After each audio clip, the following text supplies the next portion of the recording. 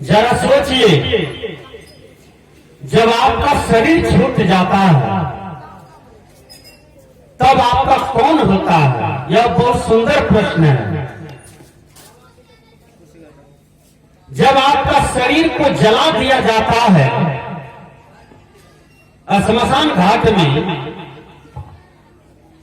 या तो आपके शरीर को नदी में फेंक दिया जाता है या तो आपके शरीर को माटी में गाड़ दिया जाता है, तब आपका कौन होता है? जरा सोचिए। जब तक सोचिएगा नहीं तब तक कल्याण का मार्ग को नहीं पकड़िएगा। सोचते नहीं हैं, इसलिए विषयों के प्रपंच में, माया के प्रपंच में भूले हुए हैं। संत महापुरुष कहते हैं, जरा सोचिए, आपका कौन है? धन दौलत से एक दिन खाली होगा हाथ, अंत समय भगवान का भजन जाएगा साथ।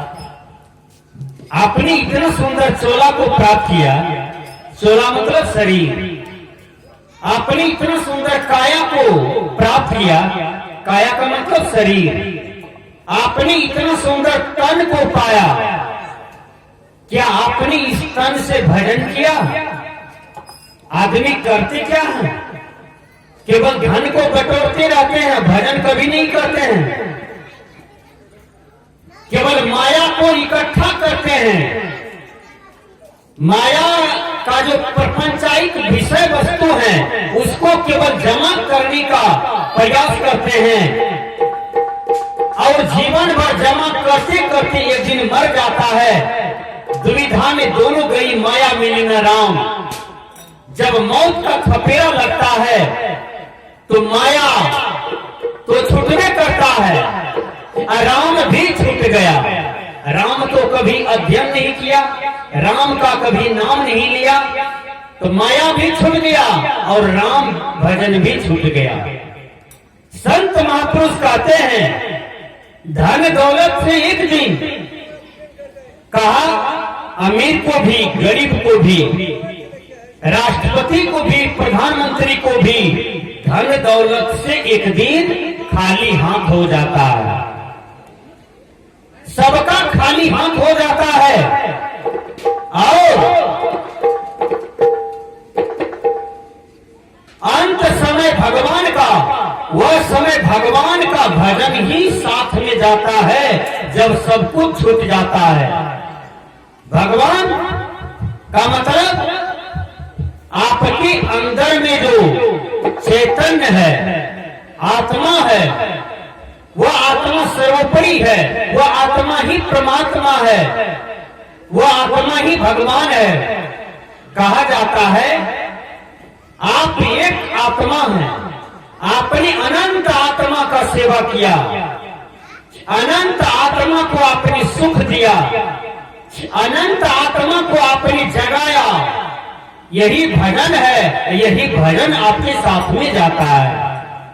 भजन का मतलब ये नहीं होता है ढोलक रात दिन बजाओ, हारमोनियम पर भजन बोलो, झाल बजाओ, खंजरी बजाओ, ये भजन है? नहीं, ये तो मनुष्य को सुधारने की एक कला है।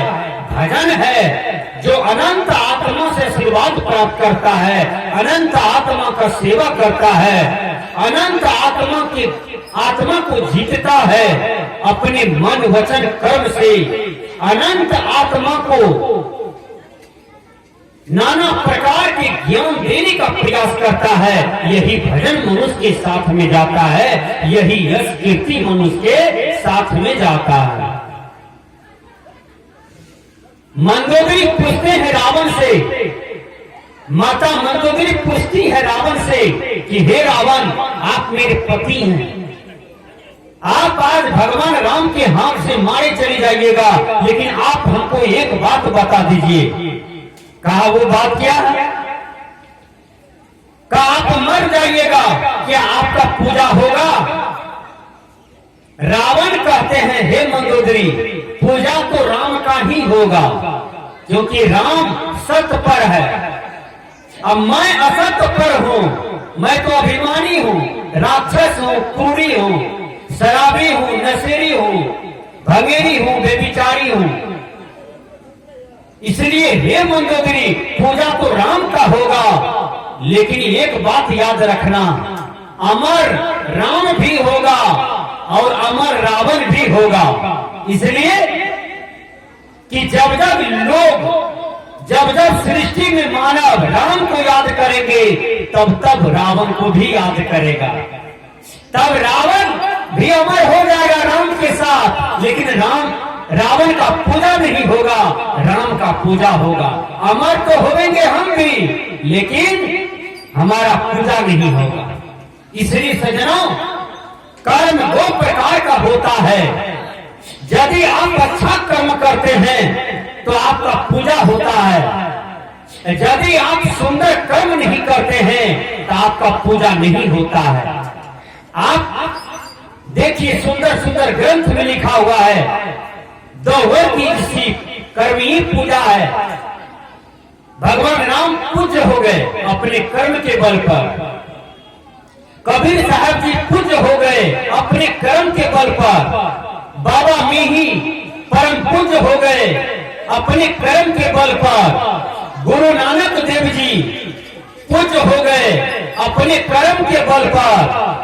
सज्जनों, कहने का भाव है कि व्यक्ति अपने ही कर्म से अपूज्य होता है और अपने ही कर्म से पूजनीय होता है। संस्कृत विद्वान कहते हैं, कर्मशील गुना पूज्य सता, जाति कुलन ही न जात्या न कुलनेर, श्रेष्ठों प्रतिपद्धते। कर्मशील गुण से मनुष्य पूजनीय होता है, जातिवाद में जाकर के पूजनीय नहीं होता है, परिवारवाद में जाकर के पूजनीय नहीं होता है, और ज्यादा पहनने ओढ़ने खाने पीने धन बटोरने से पूजनीय नहीं होता है। जिसका जीवन पूजनीय का है उसी का जीवन श्रेष्ठ है। विचार कीजिए, छोटा सा बच्चा है, वह 10 वर्ष का है, यदि उन्हें आत्मज्ञान हो जाता है तो वह मंच पर बैठ करके यदि आत्मा की बात बताते हैं, आत्म कल्याण की मार्ग बताते हैं, आत्मा को मुक्ति कैसे मिलेगी यह ज्ञान बताते हैं, तो बूढ़े बूढ़े लोग वह 10 वर्ष के बच्चा को, बालक को प्रणाम करते हैं। क्यों करते हैं? उनके ज्ञान को करते हैं। इसलिए श्रेष्ठ आदमी का ज्ञान होता है। इसलिए हे मानव, आप सोए मत रहो, आप जागो। ये संसार में आप अनादि काल से सोए हुए हो, इसलिए जगने का प्रयास करो। यदि तुम सो जाओगे तो तुम्हारा कल्याण मर जाएगा, मोक्ष मर जाएगा, मुक्ति मर जाएगी, शांति गति मर जाएगी। इसलिए हे मानव, जागो। स्वामी विवेकानंद जी कहते थे, उठो, जागो और अपने लक्ष्य की ओर यात्रा करो। जो तुम्हारा लक्ष्य है, उस लक्ष्य को यदि तुम हासिल कर लेते हो, प्राप्त कर लेते हो, तो समझ जाओ कि तुम मनुष्य तन पाकर के अपने जीवन को सार्थक किया है, अपने जीवन को सफल किया है। मैंने कहा, धन दौलत से एक दिन खाली होगा हाथ, अंत समय भगवान का भजन जाएगा साथ। इसलिए गुरु का भजन कीजिए, भगवान का भजन कीजिए। ये अनंत आत्मा है जो कई प्रकार से दुखी है, वह दुखी आत्मा को सुख पहुंचाने का प्रयास कीजिए। यही भजन, यही उपकार, यही धर्म आपको बेड़ा पार करेगा। और इसी सदकर्म से, इसी उत्तम कर्म से आपके जीवन का कल्याण भी होगा। संत महात्मा कहते हैं, धन दौलत से एक दिन कहा जाता है कि बड़े बड़े राजा, बड़े बड़े महाराजा, बड़े बड़े चंद्रवंशी राजा भी धन दौलत से हाथ धो करके अकेले चले गए। उनके साथ में कोई भी संपत्ति रुपया नहीं गया, अकेले चले गए हाथ मल करके। आज देखिए, हमारे लोचन बाबू की पत्नी भी अकेली चली गई। लोचन बाबू है ये हैं, उनके पूरे परिवार है ये हैं। इसी तरह से पूरे दुनिया में सब कोई अकेले आता है और अकेले ही चला जाता है। देखिए कहीं मेला लगी है, मेला में देखिएगा कोई आ रहा है कोई जा रहा है। यही संसार का नियम है कि कोई आता है कोई जा रहा है, यहाँ कोई नहीं रहेगा, लेकिन यहाँ वही आदमी रहते हैं जिसका नाम अमर हो जाता है।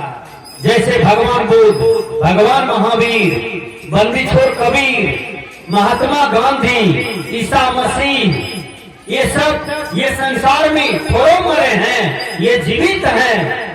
इन्होंने इतना सुंदर कर्तव्य किया संसार में कि ये जीवित हैं और ये अमर हो गए।